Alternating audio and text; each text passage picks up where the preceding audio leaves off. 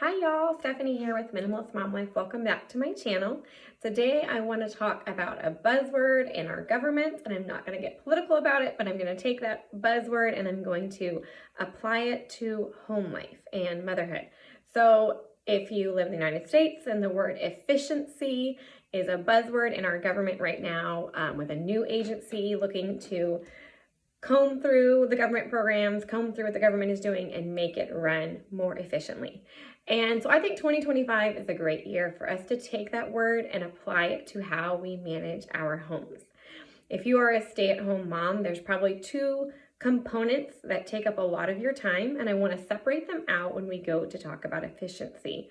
I think a lot of people, when they hear that word, especially as applied to a stay-at-home mom, they're thinking, I'm not type A. I don't want to have a super detailed schedule. Or they're thinking, I couldn't take that level of efficiency. I couldn't look at my life as a stay-at-home mom in that business lens and in that efficiency lens because it's so naturally messy, because we're dealing with children and we're raising children and we're dealing with discipline and behaviors and feelings and tantrums and emotions and social lives. And if you're homeschooling, we're adding that in too.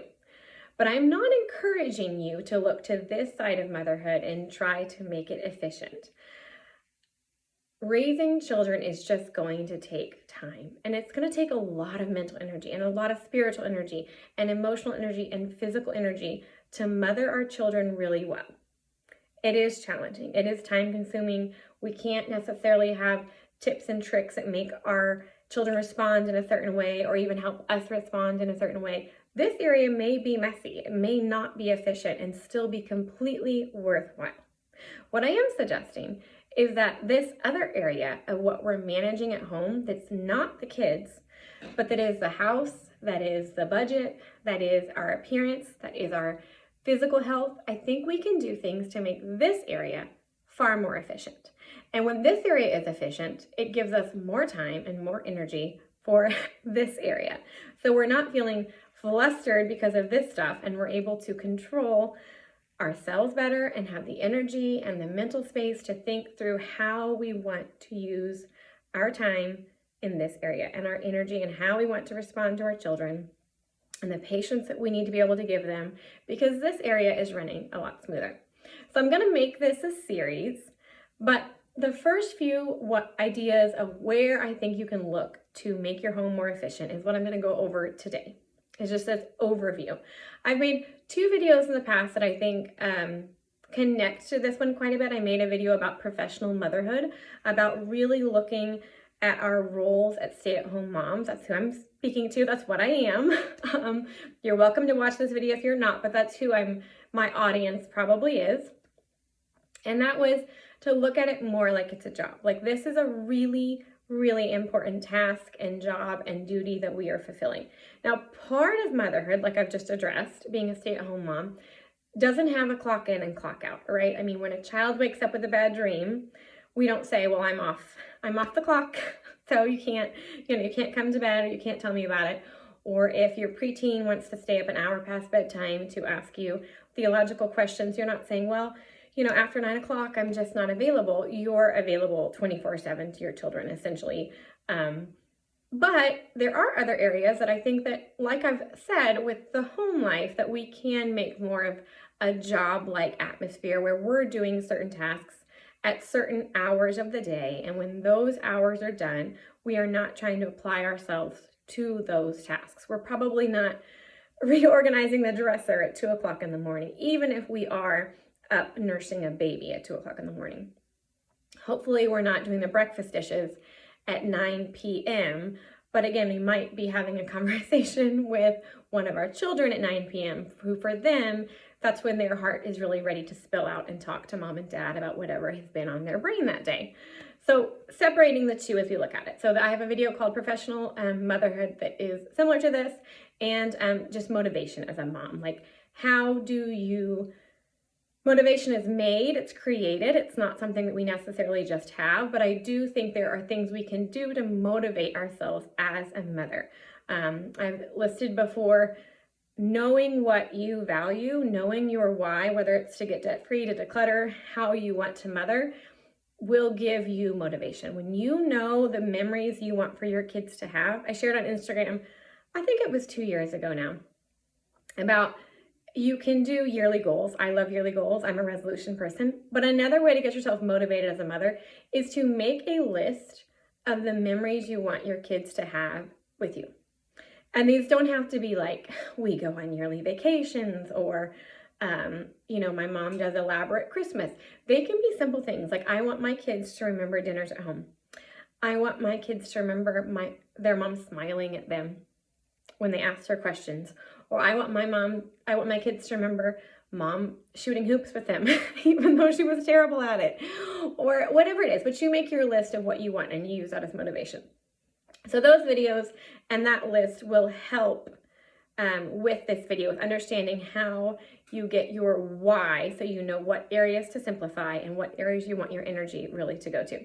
But the areas that I'm going to talk about simplifying first, that we can make more efficient, that we can take control of. Remember, we cannot control other people. So we don't control our children. We don't decide if they wake up in a good mood.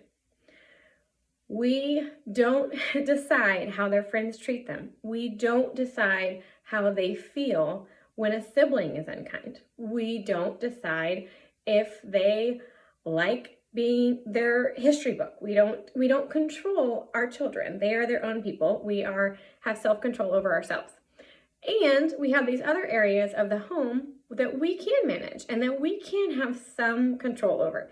Now, that control is still limited to how it relates to other people in the home, including, of course, your husband.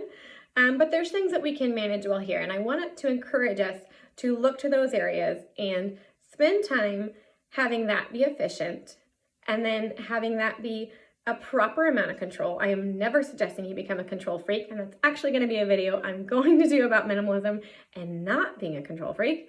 And I might be preaching to the choir on that one, to myself, the choir.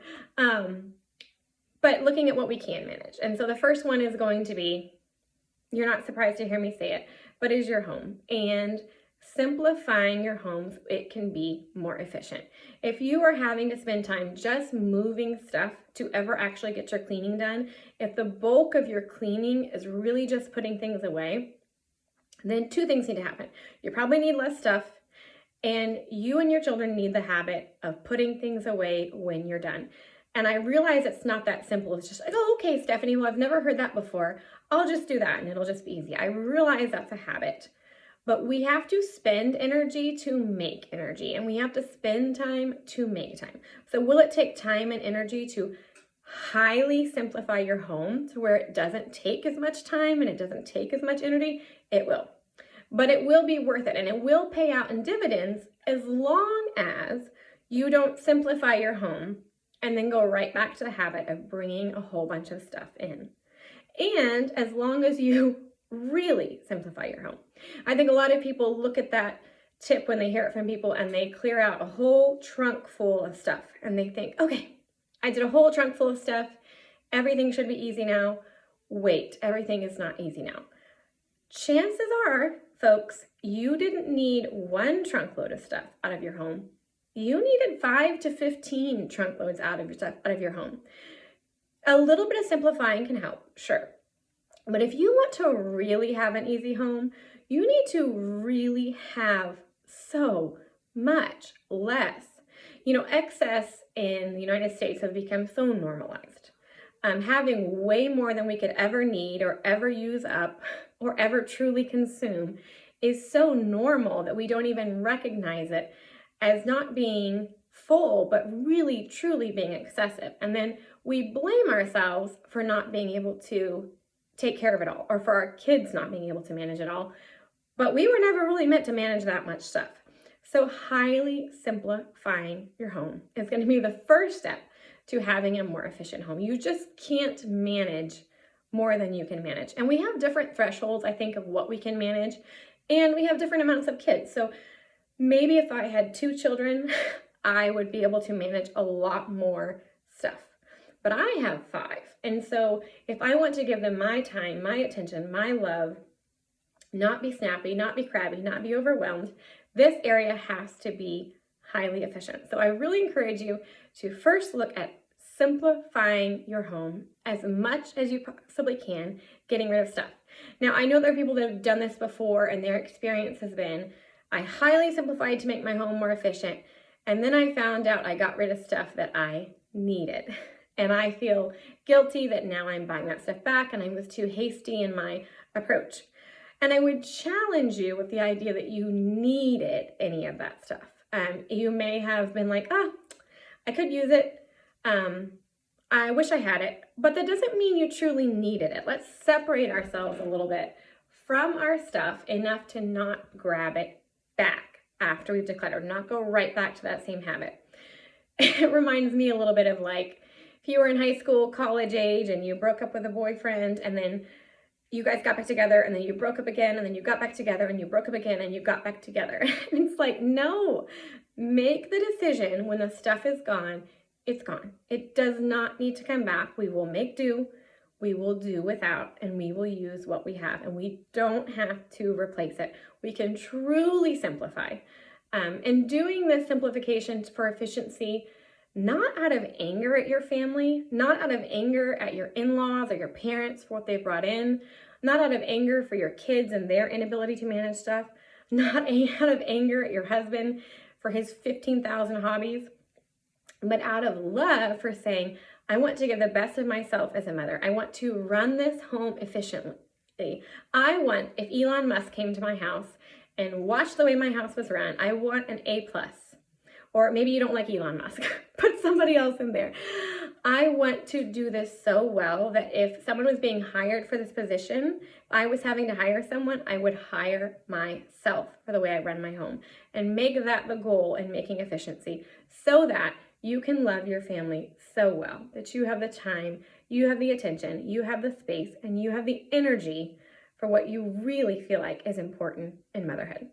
So again, I'll make this a whole series. The first one is just to suggest that you begin highly simplifying your stuff. If you want more videos on the how-tos on that, I can make them, but I do know that YouTube is flooded with decluttering videos. So if that's not something, if you want to get that somewhere else and just come back for my other tips, then you're welcome to do that as well. And I will talk to you on my next video. Have a great week.